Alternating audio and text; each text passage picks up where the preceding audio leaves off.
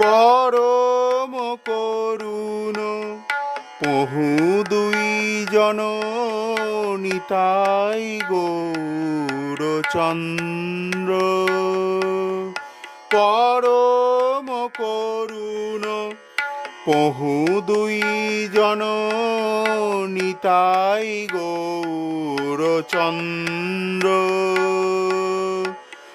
সব অবতার সার শিরোমণি, সব অবতার সার শিরোমণি, কেবল আনন্দ কন্দ, কেবল আনন্দ কন্দ। পরম করুণ পহু দুইজন